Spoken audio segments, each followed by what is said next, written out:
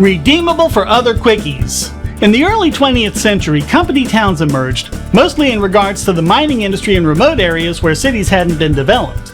By owning the towns themselves, the companies could ensure that there was a proper infrastructure to maintain them: roads, schools, utilities, and so on. Some people say that's bad, but really, what's the difference between that and a city government that's monopolized these same services? I'll tell you one difference: since the company men maintaining these services had a vested interest in them as well, since they lived there too, they had a much greater incentive to maintain quality services. And they did. One much vilified aspect of these company towns was the fact that workers were paid in scrip, not US dollars. Scrip was only good for buying things from the company store and other company-owned services.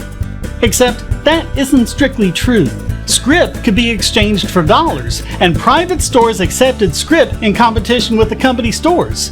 They could even purchase things the company stores didn't sell, like liquor. When these weren't there, it was because the company had gone to the government to shut them down.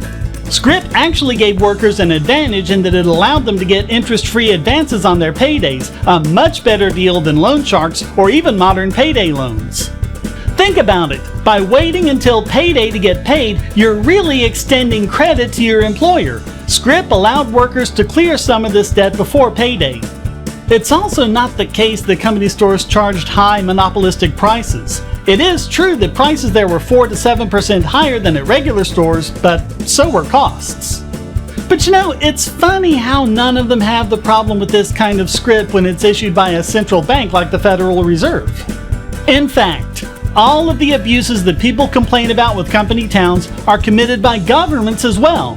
What we don't seem to have are many of the advantages the company towns gave workers.